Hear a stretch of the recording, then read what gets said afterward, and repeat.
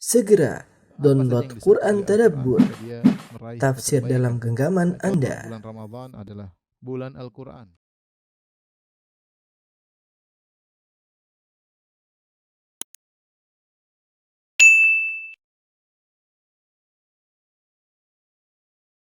Bismillahirrahmanirrahim. Assalamualaikum warahmatullahi wabarakatuh. Alhamdulillahi ala ihsani wa syukru lahu ala taufiqihi wa amtinani wa asyhadu an la ilaha illallah wahdahu la syarika lahu ta'ziman li sya'ni wa asyhadu anna Muhammadan abduhu wa rasuluhu da'ila ridwani. Allahumma shalli alaihi wa ala alihi wa ashabihi wa ikhwani. Hadirin hadirat yang dirahmati Allah Subhanahu wa taala. Pada kesempatan ini kita melanjutkan pembahasan dari surat Al-Baqarah. Kita sampai pada ayat ke-224, ayat 224. Allah Subhanahu wa taala berfirman, "Wa la taj'alullaha urdatan li aymanikum an tabarru wa tattaqu wa tuslihu bainan nas wallahu samii'un 'alim." Yang artinya janganlah kalian menjadikan nama Allah dalam sumpah kalian sebagai penghalang untuk berbuat kebajikan, untuk bertakwa dan untuk mengadakan islah perdamaian di antara manusia. Allahu sami'un 'alim, dan Allah Maha mendengar lagi Maha mengetahui. Maksud ayat ini, seseorang terkadang terlanjur bersumpah. Yang sumpah tersebut bisa menghalangi dia dari berbuat baik atau bertakwa atau untuk mendamaikan orang lain. Kalau dia sudah terlanjur bersumpah dan sumpah tersebut menghalangi dia untuk melakukan kebaikan, maka hendaknya dia batalkan sumpahnya. Dia batalkan sumpahnya dan dia lakukan kebaikan tersebut dan dia bayar kafaratul yamin. Contoh, mungkin dia marah sesama orang, kemudian dia bilang, demi Allah saya tidak mau ngomong lagi sama dia. Ternyata kemudian di kemudian hari dia tahu bahwasanya lebih baik saya ngomong sama dia, membersihkan hati daripada ribut melulu. Dalam kondisi demikian, meskipun dia sudah terlanjur bersumpah, demi Allah saya tidak mau ngomong sama dia, hendaknya dia batalkan apa? Sumpahnya. Jangan dia menjadikan sumpah tersebut sebagai penghalang untuk berbuat kebaikan. Ya. Apakah untuk berbuat kebaikan atau untuk bertakwa, untuk islah. Ya. Misalnya dia bersumpah, demi Allah saya tidak mau ketemu lagi dengan si fulan. Ternyata dampak dari kalau dia tidak bertemu dengan si fulan, maka akan terjadi pertikaian di antara dua kubu misalnya. Maka dia batalkan sumpahnya, kemudian dia ketemu dengan orang tersebut dan dia bayar kafarah al-yamin. Karena sumpah kalau dibatalkan harus bayar kafarah, ya, bayar kafarah. Ya, kafarah tersebut adalah memberi makan kepada 10 orang fakir miskin, atau memberi baju kepada 10 fakir miskin, atau puasa 3 hari. Sebagaimana dalam surat Al-Maidah. Baik, saya sebutkan contohnya di sini seperti ayat dalam surat An-Nur ayat 22. Kisah tentang Abu Bakar yang bersumpah untuk tidak lagi memberi bantuan secara ekonomi kepada Mistah bin Asas, ya, atau Usasa. Mistah radhiyallahu taala anhu bin Mistah bin Usasa. Kisah yang ma'ruf ketika Aisyah radhiyallahu taala anha dituduh berzina oleh orang-orang munafikin. Ketika orang-orang munafikin menuduh Aisyah berzina dengan Safwan bin Mu'attal As-Sulami, saking gencarnya isu ketika itu sehingga sebagian kaum muslimin terprovokasi. Ada 3 orang terprovokasi. 3 orang tersebut adalah Mistah bin Utsasah, kemudian Hamnah bintu Jahshin, kemudian Hasan bin Thabit. Akhirnya 3 orang ini pun didera oleh Nabi sallallahu alaihi wasallam. Ketika turun ayat membela Aisyah, ketahuanlah bahwasanya isu tersebut hanyalah berita dusta, dan akhirnya ketiga orang ini pun didera oleh Nabi sallallahu alaihi wasallam karena ikut-ikut terprovokasi menuduh Aisyah berzina. Dan akhirnya Abu Bakar pun marah kepada Mistah, karena Mistah bin Utsasah ini kerabatnya Abu Bakar radhiyallahu taala anhu. Entah anak bibinya, saya akan lupa, tapi anak bibinya atau intinya kerabatnya. Dan Abu Bakar berpikir seharusnya, atau logika kita seharusnya ketika kerabat kita dituduh dengan tuduhan yang tidak harusnya kita bela. Mistah bin Utsatha selalu dibantu secara ekonomi oleh Abu Bakar As-Siddiq karena dia orang miskin. Ketika putrinya Abu Bakar dituduh berzina, dia bukan membela, dia malah ikut menuduh. Gampangan kita ya, air susu dibalas dengan air tuba ya. Sehingga ketika datang ayat-ayat Allah membela Aisyah, maka radhiyallahu anha, maka Abu Bakar pun marah kepada Mistah dan mengatakan, aku tidak akan berinfak lagi kepada Mistah. Maka Allah pun tegur dalam surat An-Nur, wala ya'tali ulul fadli minkum was-sa'ati an yu'tu ulil qurba wal masakin wal muhajirin fi sabilillah. Janganlah orang yang memiliki kelebihan harta, memiliki kelapangan harta bersumpah untuk tidak memberi nafkah kepada orang miskin dan karib kerabat dan orang-orang berhijrah di jalan Allah Subhanahu wa taala. Wal ya'fu wal yasfahu, hendaknya mereka maafkan dan melapangkan dada. Akhirnya Abu Bakar pun menarik sumpahnya. Akhirnya Abu Bakar menarik sumpah. Ini contoh seorang sudah bersumpah dan dia boleh batalkan sumpahnya, enggak ada masalah. Jika pembatalan tersebut lebih baik. Lebih baik. Jadi jangan saya sudah terlanjur bersumpah. Saya tidak. Kalau enggak baik, tinggalkan, bayar kafarah, lakukan yang lebih baik. Contoh lagi terjadi pada Nabi sallallahu alaihi wasallam. Dalam hadis Abu Musa Al-Asy'ari radhiyallahu ta'ala anhu, beliau bercerita, ya, suatu hari Abu Musa Al-Asy'ari bersama sekelompok orang, mereka dalam hidangan makanan, tiba-tiba dihidangkan daging ayam. Jadi daging ayam sudah ada sejak zaman Nabi ya. Bukan kambing doang ya, ayam juga. Jadi dihidangkan daging ayam. Tiba-tiba di antara para hadirin ada seorang tidak mau makan daging ayam. Tidak mau makan daging ayam. Kemudian Abu Musa panggil dia, "Fulan makan." Memang bukan kambing, bukan onta, tapi apa? Ayam. Kok kamu tidak makan? Silakan makan daging ayam. Sungguhnya aku pernah melihat Rasulullah sallallahu alaihi wasallam makan daging ayam. Kata Abu Musa Al-Asy'ari, "Inni ra'aituhu," kata Abu Musa, "fa inni qad ra'aitu Rasulullah sallallahu alaihi wasallam ya'kulu minhu." Aku pernah lihat Nabi makan daging ayam. Kenapa kau tidak makan? Akhirnya orang ini cerita, dia pernah bersumpah tidak mau makan daging ayam, sudah terlanjur. Maka dia berkata, "Inni ra'aituhu ya'kulu syai'an qadirtuhu fahalaftu alla at'amahu abadan." Saya pernah lihat ayam makan sesuatu yang menjijikkan. Maka saya pun bersumpah tidak akan makan daging ayam selama-lamanya. Inilah sebabnya kenapa dia tidak mau makan daging ayam. Terlanjur bersumpah tidak mau makan daging ayam. Maka kemudian Abu Musa Al-Asy'ari pun menjelaskan, Rasulullah pernah bersumpah, kemudian beliau batalkan sumpahnya demi kebaikan. Kisahnya bagaimana? Maka dia pun cerita, kami dahulu bersama Asy'ariyin, bersama kerabat saya dari Yaman, Abu Musa Al-Asy'ari dan saudara-saudaranya Asy'ari yaitu Asy'ariyin. Kami pun datang kepada Nabi sallallahu alaihi wasallam dan kami minta untuk diberikan tunggangan. Maka Rasulullah SAW ketika itu sedang sibuk membagi onta ya, dari onta-onta sedekah. Kemudian Rasulullah SAW dalam kondisi marah, Rasulullah SAW mengatakan, "Wallahi la ahmilukum," enggak ada. "Wa ma indi ma ahmilukum alaih." Jadi ya Rasulullah minta tunggangan dong, minta tunggangan. Kata Rasulullah, "Demi Allah enggak ada tunggangan buat kalian." Enggak ada. Bagaimana saya mau kasih? Saya enggak akan kasih tunggangan bagi kalian. Rasulullah SAW agak marah. Karena memang enggak ada, terus diminta-minta terus. Rasulullah mengatakan, "Tidak ada tunggangan bagi kalian. Demi Allah aku tidak akan kasih bagi kalian." Karena memang enggak ada. Kemudian tiba-tiba datang onta-onta sedekah yang lainnya kepada Nabi sallallahu alaihi wasallam.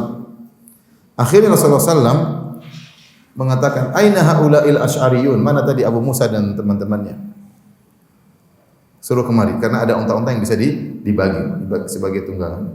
Maka kemudian Rasulullah SAW pun bagi onta-onta tersebut kepada Abu Musa Al-Asy'ari dengan kerabat-kerabatnya atau teman-temannya. Abu Musa pun ingat. Kata Abu Musa kepada teman-temannya radhiyallahu anhu, "Ingat enggak tadi waktu kita pertama datang kepada Nabi SAW sempat bersumpah tidak akan kasih kita tunggangan. Nah, sekarang Rasulullah SAW kasih kita tunggangan. Jangan-jangan Rasulullah SAW lupa dengan sumpahnya."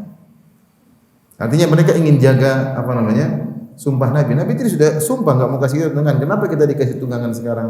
Jangan-jangan Nabi SAW lupa dengan sumpahnya. Mari kita kembali kepada Nabi. Akhirnya mereka pun balik kepada Nabi sallallahu alaihi wasallam. Kita ingatkan Nabi.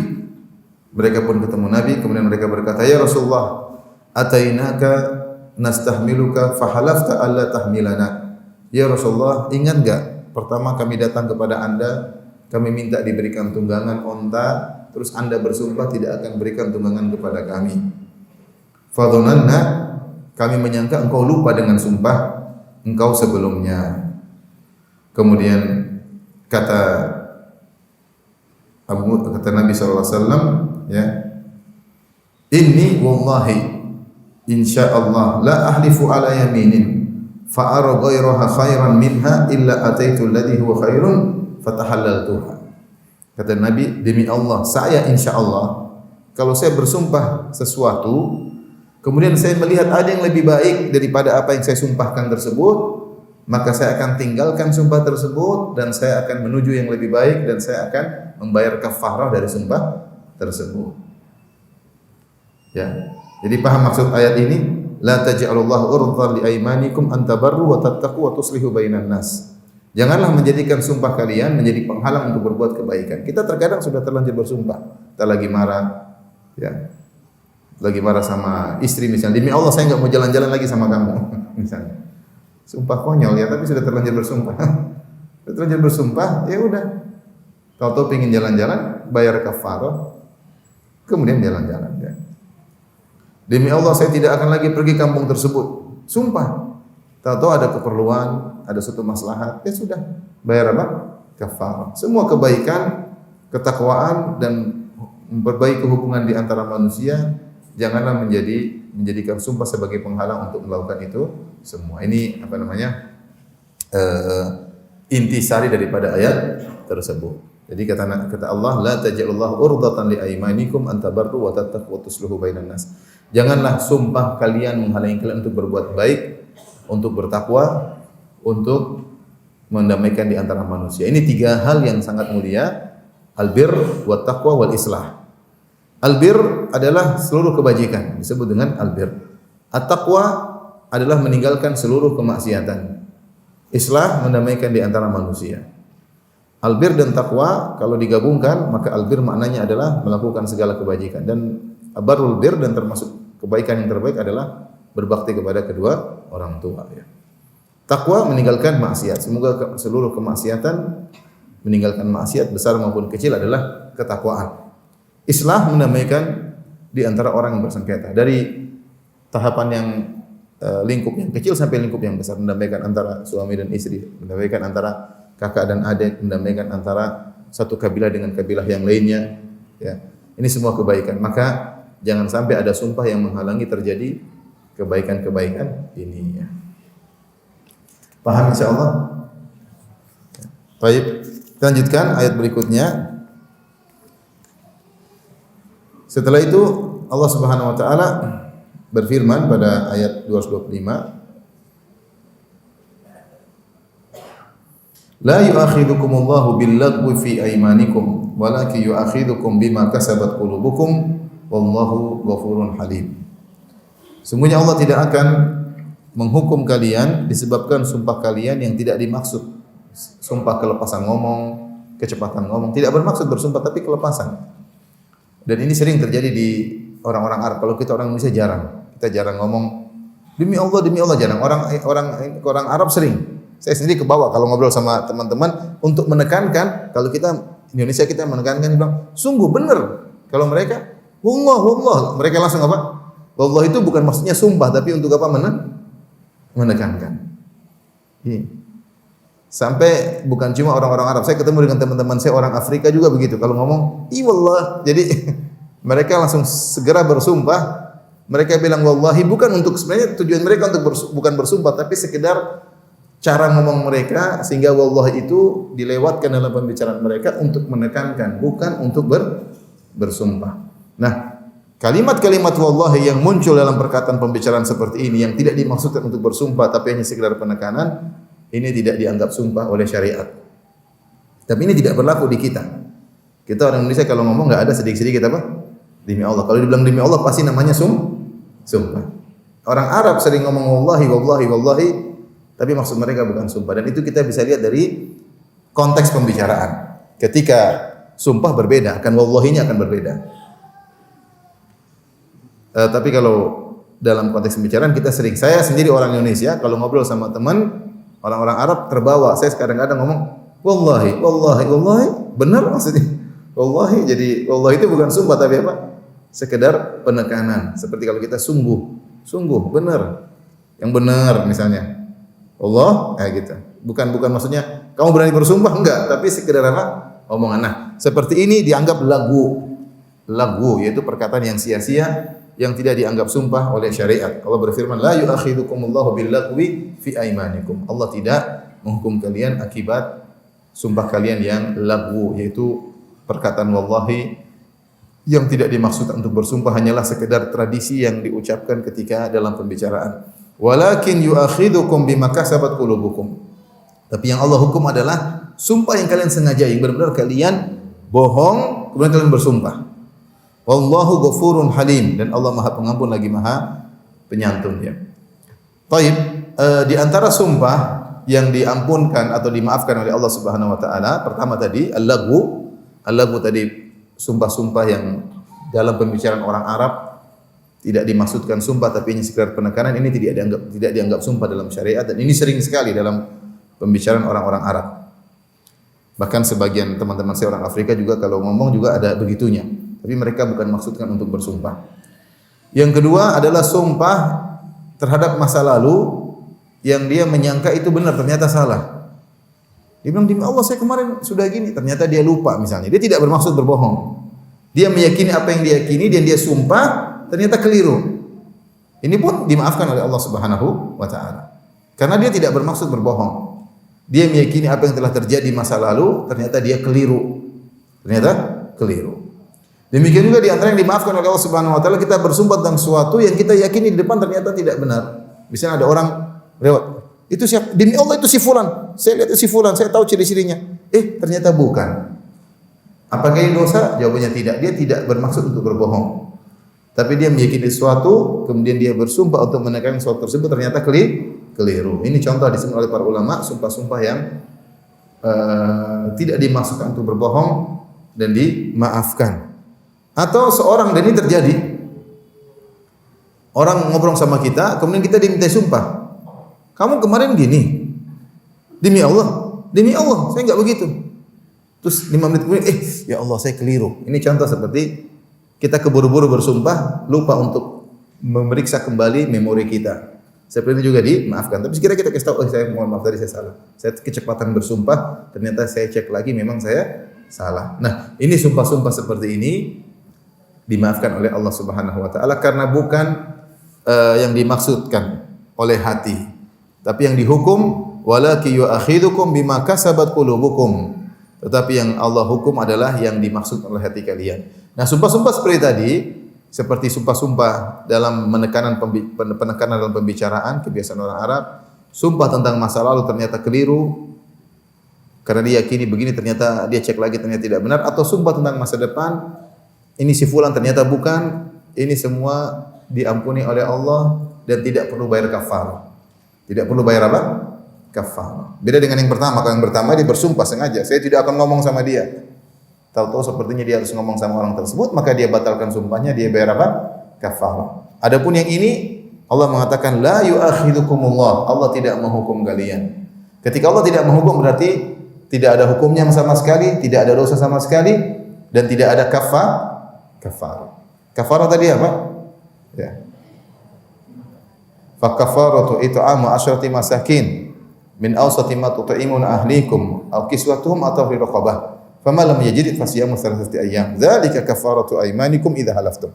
Orang kalau sudah bersumpah, kafarahnya pilihan 3. Kasih makan 10 orang miskin dari makanan yang sedang yang sering kita makan. Ya, kita mungkin biasa makan nasi padang mungkin harga 50.000, terkadang kita makan 20.000, yang sedang-sedang kita ambil yang harga 30.000. Min awsati ma tut'imun ahlikum. Kalau biasa, atau yang biasa kita makan yang tengah-tengah yang biasa kita makan di rumah apa? Kita kumpulkan buat 10 orang, kita kasih 10 orang, itu namanya kafar. Atau pilihan. Atau kita berikan pakaian kepada 10 orang miskin. Kayaknya lebih gampang yang pertama, beli pakaian lebih mahal. Enggak ada pakaian 30.000 ya. Tapi boleh. memberi makan 10 orang, atau memberi pakaian kepada 10 orang miskin, atau tahrir raqabah, atau memerdekakan budak. Sekarang budak nggak ada. Jadi pilihan cuma dua, memberi makan atau memberi apa? Pakaian kepada berapa orang? 10 orang miskin. Kalau tidak mampu, tidak punya uang untuk kasih makan orang, tidak punya uang kasih pakaian bagi 10 orang miskin, maka puasa 3 hari. Itu kafarahnya sumpah. Puasa 3 atau puasa tidak boleh langsung puasa, nggak boleh. Kalau nggak mampu boleh. Kalau nggak mampu memberi makan, tidak mampu memberi pakaian kepada 10 orang miskin, baru boleh puasa 3 hari. Nah, untuk sumpah-sumpah tadi yang kita sebutkan tadi tidak dianggap sumpahnya, sehingga tidak perlu beristighfar dan tidak perlu bayar kafarah karena tidak dianggap sumpah oleh Allah Subhanahu wa taala. Tapi Allah hanya menghukum walakin yu'akhidhukum bima kasabat qulubukum. Allah menghukum sumpah yang benar-benar dimaksudkan oleh hati, yang isinya sengaja berbohong. Ini dosa besar. Ya, siapa yang bersumpah ternyata dia tahu dia bohong, dosa besar. Apalagi sumpah tersebut mengakibatkan mengambil hak orang lain. Maka namanya yaminul ghamus. Sebut yaminul ghamus karena seorang yang bersumpah dengan sumpah tersebut, ghamus artinya mencelupkan. Artinya dia mencelupkan dirinya dalam neraka jahanam, ya. Sampai ketika Nabi menyampaikan hal ini, bahayanya bersumpah bohong untuk mengambil harta orang lain, sampai seorang sahabat berkata, "Ya Rasulullah, walau qadiban min araq." Ya Rasulullah, meskipun hanya sebatang kayu siwak. Kata Rasulullah SAW, "Walau qadiban min araq." Meskipun kamu sumpah demi Allah untuk mengambil sebatang siwak dari saudaramu, siap-siap masuk neraka. Siap-siap masuk neraka. Ini sumpah yang sengaja dia sudah tahu dia bohong, dia bilang demi Allah, maka ini yang berdosa. Baik. Setelah itu Allah sebutkan ayat 226 sampai 232 semuanya tentang perceraian. Semuanya tentang apa? Perceraiannya. Sabar, ini fikihnya agak susah tapi kita harus sampaikan ya. Namun yang ayat 226 ini perceraian mirip dengan perceraian berkaitan dengan sumpah. Berkaitan juga dengan sumpah. Jadi Allah sudah bicara tentang hukum sumpah. Hukum sumpah kalau buruk boleh dibatalkan, diganti dengan yang lebih baik, kemudian bayar apa? Kafarah. Ayat 224. Ayat 225, sumpah yang tidak sengaja atau sumpah yang karena salah ngomong itu tidak dianggap sumpah sehingga dimaafkan. Yang diberi hukum adalah sumpah yang disengaja oleh hati, benar-benar tahu dia bersumpah. Baik, berikutnya lilladzina yu'luna min nisaihim tarabbusu arba'ati ashhur. Kata Allah, dan terhadap orang-orang yang mengila istri-istri mereka. Ila artinya apa? Ila artinya bersumpah untuk tidak menjima istrinya selama 4 bulan. Lebih dari 4 bulan. Misalnya mengatakan, demi Allah saya tidak akan menjimai kamu selama-lamanya. Ini namanya ila. Kalau kurang dari 4 bulan tidak disebut ila. Misalnya, demi Allah saya tidak akan menjima kamu selama 2 bulan. Demi Allah saya tidak akan mendatangi kamu selama 3 bulan. Tidak disebut ila. Ila itu jika dia bersumpah untuk tidak menggauli istrinya selama 4 bulan atau lebih. Itu namanya ila. Ini kebiasaan orang-orang Arab dahulu kalau mereka marah sama istrinya, mereka bilang gitu, demi Allah saya tidak datangi kamu 4 bulan. Dan dia mudah karena dia punya istri yang lain. Istrinya yang menderita. Kalau kita sekarang ini mampu sendiri ya. Jadi dia marah, dia bilang gitu, demi Allah aku tidak akan mendatangi kamu selama 5 bulan atau selama-lamanya. Ini ada hukumnya dalam Islam. Bolehkah mengucapkan demikian? Ya.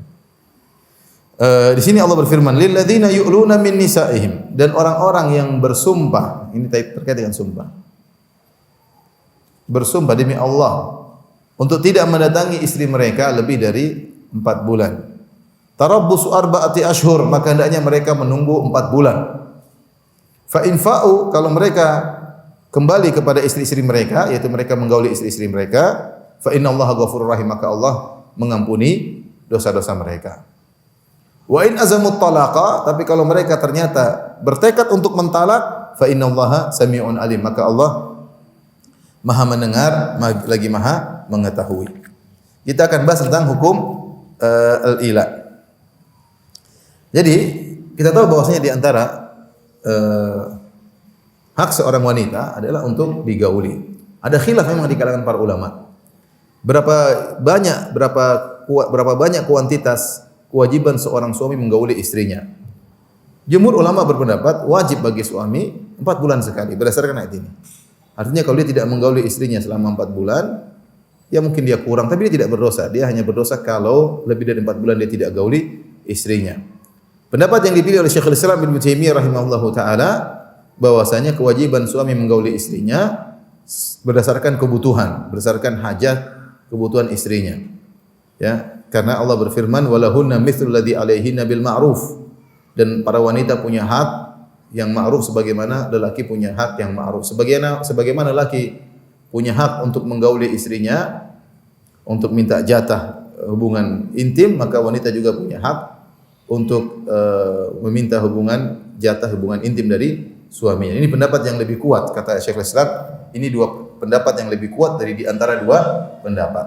Kenapa? Karena bukan hanya lelaki yang butuh untuk menjaga pandangannya, untuk disalurkan hasratnya, wanita pun demikian. Terutama di zaman sekarang, zaman fitnah, maka seorang suami harus menjaga iffah, harga diri suaminya, menjaga harga diri istrinya, menjaga kemuliaan istrinya.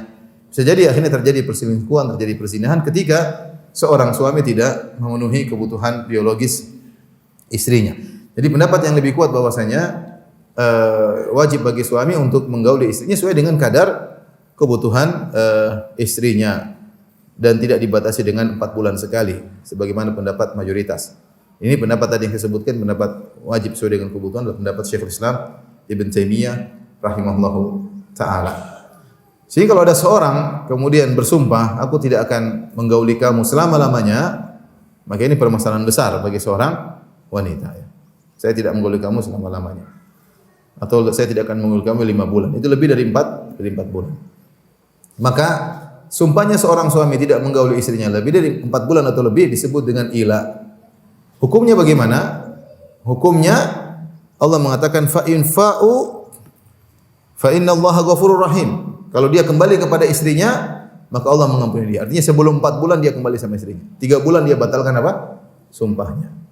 Maka Allah mengampuni. Menunjukkan sikap dia bersumpah tidak menggauli istrinya 4 bulan atau lebih dosa atau bukan? Dosa. Karena Allah mengatakan kalau dia kembali Allah ampuni. Paham? Kalau dia tidak kembali berarti dia berdosa. Fa innallaha ghafurur rahim. Berarti dia bersumpah untuk tidak menggauli istrinya 4 bulan atau lebih itulah perbuatan salah. Makanya Allah mengatakan fa in fa'u, kalau dia kembali dia gauli istrinya sebelum sampai 4 bulan, fa innallaha ghafurur rahim, maka Allah ampuni kesalahannya tersebut. Tetapi kalau dia tidak mau kembali, wa in azamut talaqa, kalau ternyata dia bertekad untuk melanjutkan, tidak mau menggauli istrinya lebih dari 4 bulan, maka yang dilakukan kepada lelaki ini 2 hal. Pertama, dia wajib menceraikan istrinya. Ceraikan istrinya. Jadi, lewatnya 4 bulan tidak digauli, tidak otomatis cerai, paham? Seorang laki misalnya si fulan bersumpah, demi Allah saya tidak akan menggauli engkau wahai istriku selama-lamanya.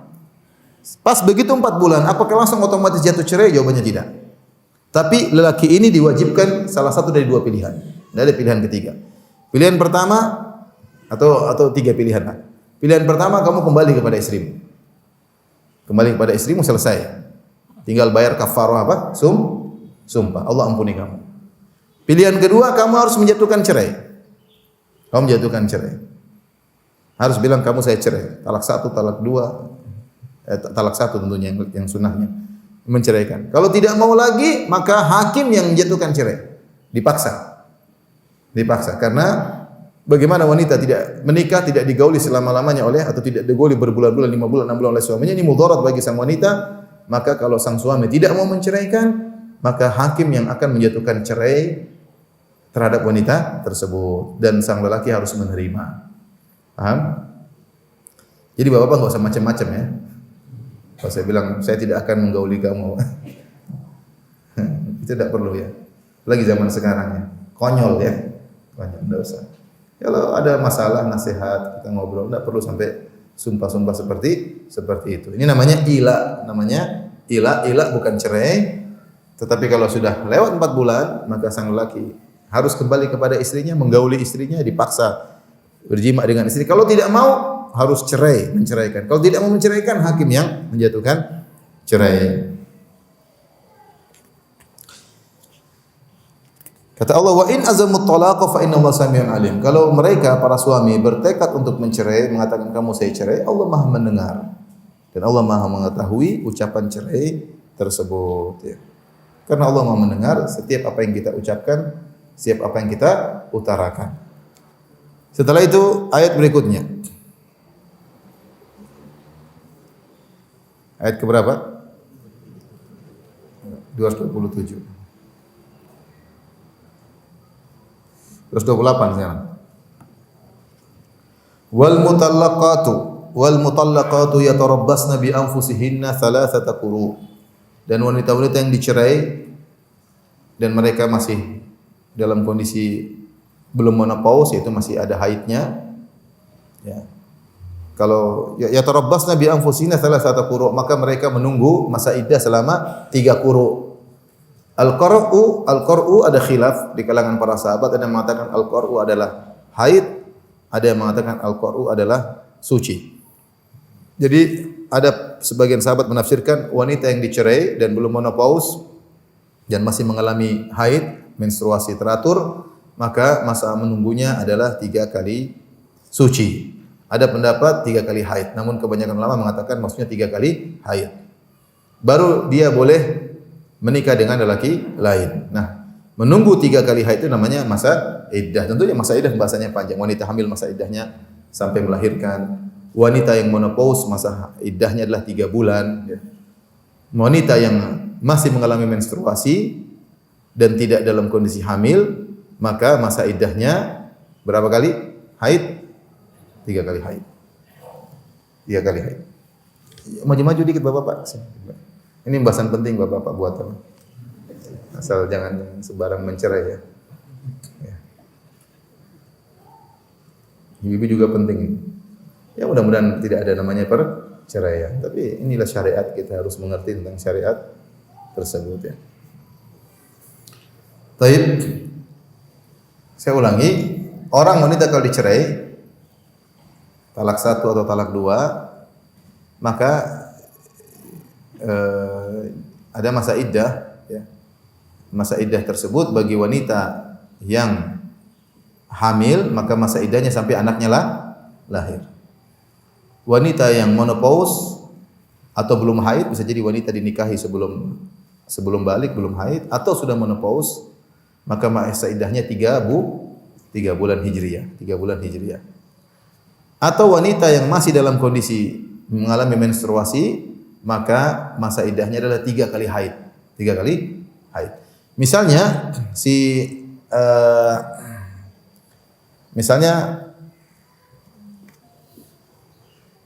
A menceraikan istrinya, si B. A menceraikan si B. Ternyata wanita ini masih dalam kondisi menstruasi, artinya dia masih mengalami menstruasi. Maka masa iddahnya adalah 3 kali haid. Ketika diceraikan dalam kondisi suci, maka tunggu haid pertama. Misalnya dia haid di awal bulan, ini dia menceraikan di tengah bulan. Awal bulan haid, baru haid pertama. Terus masa iddah masih berlanjut. Kemudian bulan berikutnya di awal bulan haid kedua. Masih masa iddah. Kemudian bulan berikutnya haid di awal bulan ketiga. Berarti haid yang ketiga. Begitu haidnya bersih, maka masa iddah selesai. 2 pendapat. Ada yang mengatakan begitu bersih masa iddah selesai. Kalau suaminya mau kembali lagi, nggak bisa, sudah selesai. Kalau mau kembali lagi harus, kalau masih talak 1, talak 2, harus kembali proses nikah ulang.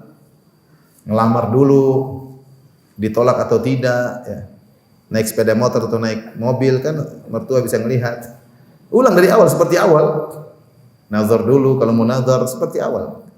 Karena masa iddah sudah selesai. Ada yang mengatakan begitu bersih selesai. Ada yang mengatakan tidak. Sebelum mandi masih boleh kembali.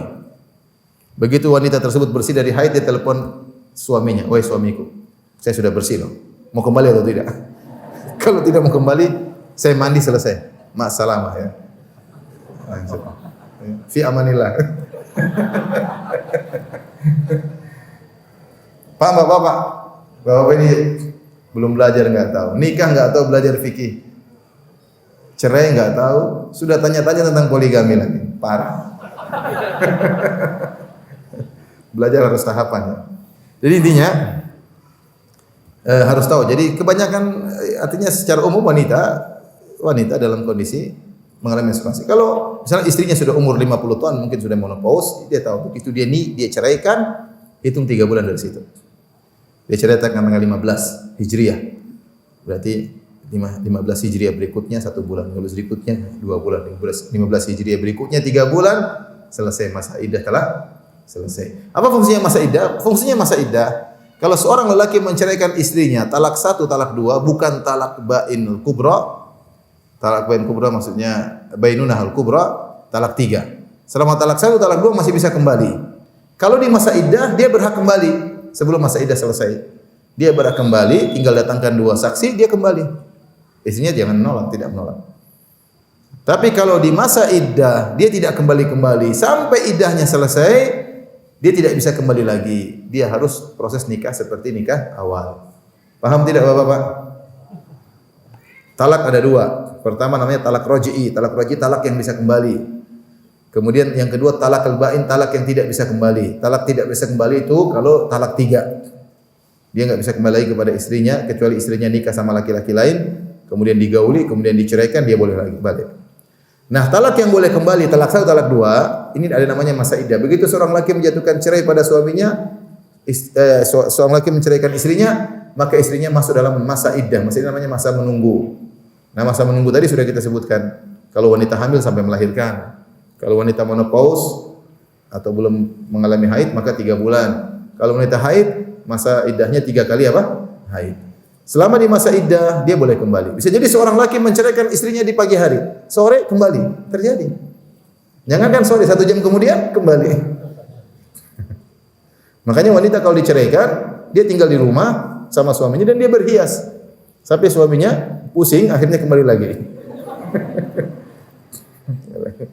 Jangan dicerai kemudian kabur ke rumah orang tua, buyar kalau gitu. Suaminya ngelirik wanita lain. Dilarang bagi wanita dicerai untuk kabur ke rumah orang tua, harus tetap di rumah suaminya. Nah, kalau sudah lewat 3 kali haid dan dia tidak kembali dan istrinya sudah mandi janabah, sudah dia mau kembali lagi, istri saya mau kembali, nggak bisa. Harus proses ulang. Harus ngelamar dulu, mahar lagi, baru nikah lagi, nikah ulang. Tetapi talak 1 tetap dihitung, talak 2 tetap dihitung. Baik, kita lanjutkan. Wal mutallaqatu yatarabbasna bi anfusina thalathata quru'. Wanita-wanita yang dicerai hendaknya menunggu 3 kali haid. Wala yahillu lahunna ayyaktumna ma khalaqallahu fi rahamihinna in kunna yu'minna billahi wal yawmil akhir. Tidak halal bagi mereka, para wanita-wanita yang dicerai tersebut, untuk menyembunyikan apa yang Allah ciptakan dalam rahim mereka jika mereka beriman kepada Allah dan hari akhir. Maksudnya apa? Wanita kalau dicerai, kalau dia hamil dia kasih tahu suaminya. Jangan dia diam-diam aja. Agar suaminya tahu masa iddahnya sampai kapan. Suami tanya, "Sayang, kamu hamil enggak?" "Enggak." "Ngapain kamu tahu?" "Loh, saya ini mau tahu masa iddah. Kamu masa iddahnya 3 kali haid atau masa iddah wanita hamil?" Karena wanita hamil masa iddahnya sampai melahirkan.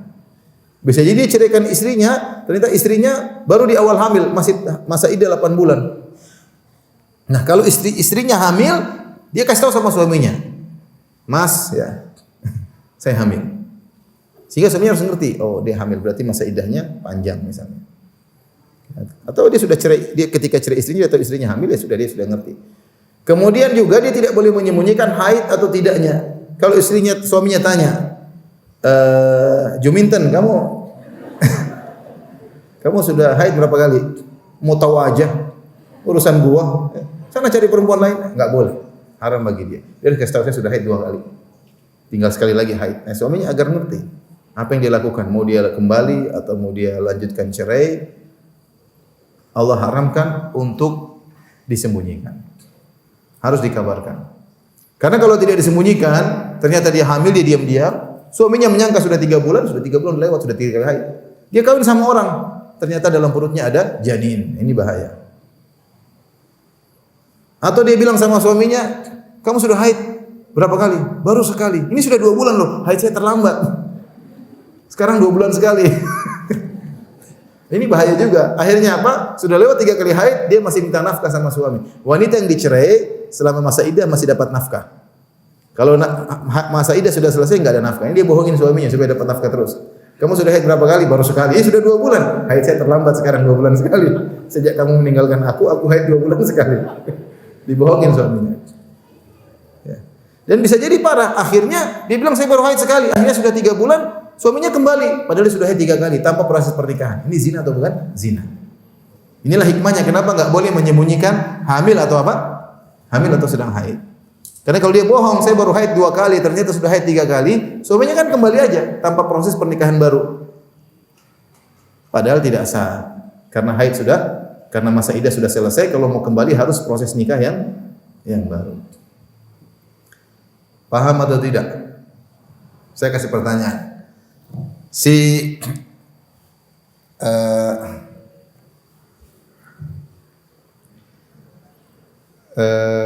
Siapa ya? Saya khawatir ada orang namanya itu. si Robert lah, si Robert. Atau Joshua bisa juga. Atau siapa kayak. Misalnya Robert Islam ya. Dia mencerai istrinya Juminten. Juminten enggak ada kan yang nama Juminten. Dia menceraikan Juminten pada tanggal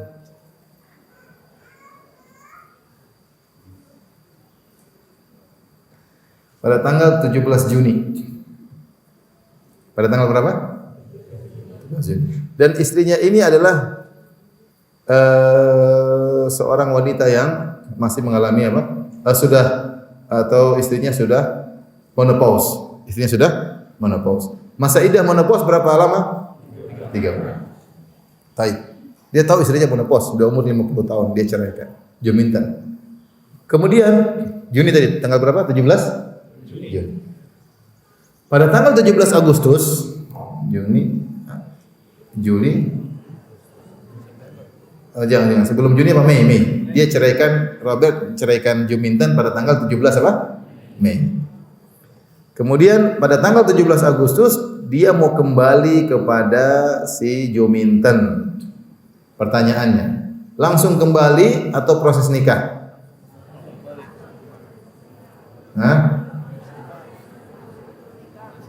Besok 17 Agustus. Langsung kembali atau harus proses nikah dari awal, ngelamar dulu? Yang bilang langsung kembali angkat tangan.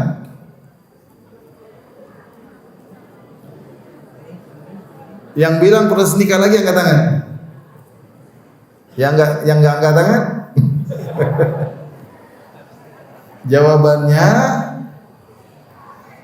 Jawabannya harus proses nikah lagi. Kenapa? Karena bulan Hijriyah lebih sedikit daripada bulan Masehi. Paham? Seandainya saya bilang dia menceraikan pada 17 Ramadan, Syawal, Dzulqa'dah, Dzulhijjah, benar 17 Dzulhijjah dia masih bisa apa? Kembali. Tapi kalau bulan Masehi biasanya lebih panjang daripada bulan apa? Dzulhijjah. Karena bedanya 11 hari dalam setahun. Bulan Masehi 11 hari lebih, tahun Masehi 11 hari lebih panjang daripada bulan Hijriah. Ini namanya pertanyaan jebakan ya. Baik. Kalau seorang lelaki si Robert menceraikan si Juminten, kemudian 3 kali haid. Pas hari terakhir haidnya bersih. Sudah bersih, sudah enggak ada darah, setetes darah pun enggak keluar. Bolehkah si Robert kembali kepada Juminten langsung atau harus proses nikah dulu? Langsung begitu aja, langsung masuk begitu? Ada khilaf di kalangan para ulama. Ada yang mengatakan begitu haid bersih sudah selesai masa iddah, maka dia harus proses nikah. Sebenarnya mengatakan sebelum dia mandi junub masa iddah belum selesai. Masa iddahnya selesai kapan? Kalau dia mandi junub. Akhirnya mandi junubnya ditunda-tunda. Ini khilaf ya. Yang penting antum tahu hukumnya. Tapi kita lanjutkan. Jadi tidak boleh seorang wanita menyembunyikan apa yang ada dalam perutnya, apakah dia haid atau dia hamil, dia harus menceritakan kepada suaminya agar suaminya tahu apa yang dia lakukan. Ya, karena dia harus tahu masa iddah. Wa bu'ulatuhunna ahaqqu bi raddihinna fi dzalika in aradu islaha. Dan suaminya lebih utama untuk kembali atau mengembalikan istri-istrinya tanpa harus proses nikah lagi selama di masa iddah in aradu islaha, selama mereka ingin perbaikan. Bukan ingin kembali kemudian diceraikan lagi, bikin istrinya jengkel. Enggak, tapi dia memang kembali untuk perbaikan dengan apa? Istrinya. Walahunna mithlu alladhi 'alaihinna bil ma'ruf, dan para wanita berhak juga memiliki hak yang ma'ruf sebagaimana para lelaki punya hak terhadap para wanita. Walil rijali 'alaihinna darajah, akan tetapi derajat hak lelaki lebih besar daripada hak wanita, karena lelaki yang mencari nafkah, yang berusaha payah, yang membayar ya. Wallahu azizun hakim, dan Allah Maha Izza, Maha perkasa dan Maha bijak. Baik. Lanjut atau sudah? Hah? Lanjut ya, kita singkat aja. At-talaqu marratan. Talak raj'i, talak yang bisa kembali cuma 2 kali. Talak pertama sama talak 2 ya. Talak disunahkan adalah diceraikan, seorang lelaki menjatuhkan cerai kepada istrinya kalau dia tidak hamil atau dia masih mengalami dia tidak hamil dan tidak menopause, maka dia menceraikan istrinya ketika istrinya suci dan belum dia jimai. Jangan dia ceraikan istrinya dalam kondisi haid.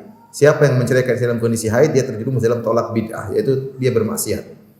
Maka seorang kalau menceraikan tidak asal begitu marah langsung cerai, enggak, lihat dulu istrinya haid atau tidak. Kalau dia istrinya haid, dia enggak boleh ceraikan, tahan diri. Kamu udah haid, udah tahan diri. Nanti tunggu istrinya bersih, baru dijatuhkan cerai sebelum dia menggaulinya. Kalau dia istrinya bersih, dia gauli, dijatuhkan cerai, talak yang salah juga. Jadi talak itu harus benar, istrinya suci dan belum dia jimai, baru kemudian dijatuhkan apa? Talak. Makanya kalau para lelaki menjalankan talak yang syar'i, biasanya enggak jadi talak. Dia lagi jengkel sama istrinya haid, dia tunggu-tunggu, besok kamu bersih saya ceraikan. Begitu besok istrinya suci, dia malah jimai, enggak jadi. Makanya talak tuh bagi laki enggak boleh begitu emosi langsung talak, enggak, dia harus tunggu. Dan talak raj'i 2 kali. Talak pertama dia bisa kembali, talak kedua dia juga bisa kembali selama dan kalau dalam masa iddah tinggal kembali, kalau selesai masa iddah bisa nikah ulang, paham? Tapi masih boleh kembali kepada istrinya. Fa imsakun bima'rufin aw tasrihum bi ihsan. Ya, kalau sudah mau habis masa iddah, kamu kembali dengan cara yang baik. Kalau kau ingin kembali, maka kembalilah dengan cara yang baik. Wa tasrihum bi ihsan. Kalau enggak mau kembali, ceraikan dengan baik-baik.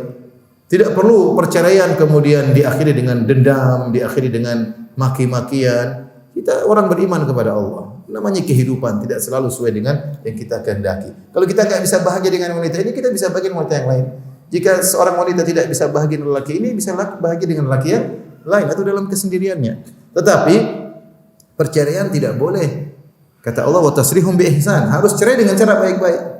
Ya, baik-baik. Kalau perlu dikasih pemberian, cerai selesai. Bukan maki-maki, bukan marah-marah. Saya punya kawan. Dia menceraikan istrinya. Dia punya istri 2. Dia ceraikan istri mudanya.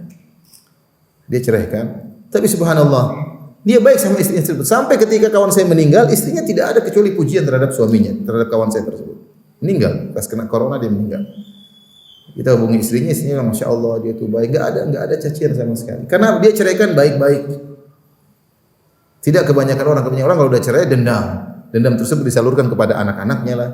Terkadang seorang wanita marah sama anaknya. Kenapa? Anaknya mirip bapaknya. Emosi. Jadi maksud saya, kalau mau lanjut baik-baik. Kalau enggak bisa lanjut baik-baik, cerai, enggak ada masalah. Tapi cerai yang baik. Au tasrihum bi ihsan. Wala yahillu lakum an ta'khudhu mimma ataitumuhunna syai'an illa ay yakhafa alla yuqima hududallah. Dan tidak boleh bagi kalian para suami kalau mencerai kemudian minta harta dari istri, enggak boleh. Mana mahar dulu yang saya kasih, kembalikan. Mana mobil yang dulu saya belikan, kembalikan. Enggak boleh. Kalau mau cerai, jangan boleh ngambil harta lagi. Illa ay yakhafa alla yuqima hududallah. Kecuali mereka berdua khawatir tidak bisa lagi menjalankan aturan-aturan Allah. Sang suami takut tidak bisa menjalankan hak istrinya, istrinya takut tidak bisa menjalankan hak suaminya. Maka ketika itu boleh namanya khulu. Apa? Khulu, bayar fidyah. Maka sang wanita mengembalikan maharnya kepada suaminya, kemudian mereka pisah baik-baik. Ya. Fa in khiftum alla yuqima hududallah fala junaha alaihi ma fi maftadat bih.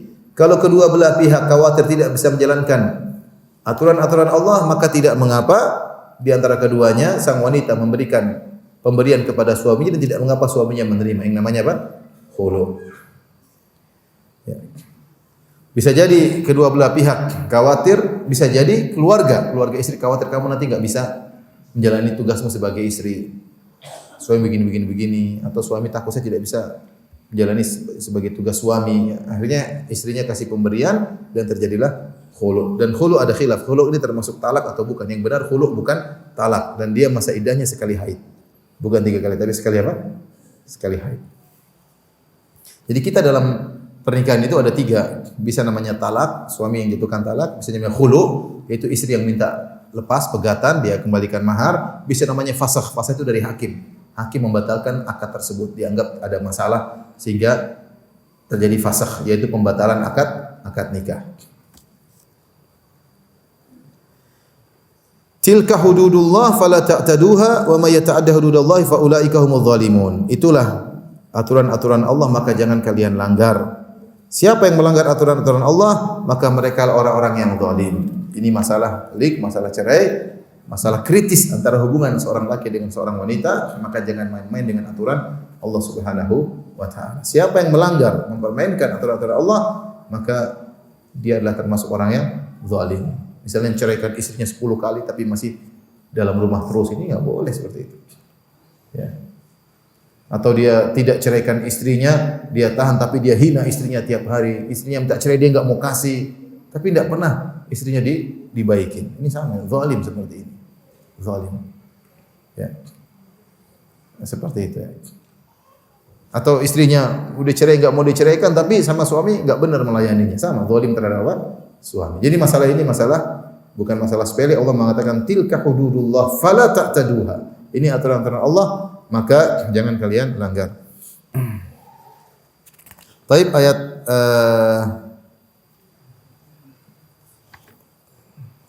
sudah kita lanjutkan lagi nanti kan kalian. Waktu sudah selesai, insyaallah. Nanti kita lanjutkan ayat berikutnya pada pertemuan berikutnya insyaallah taala.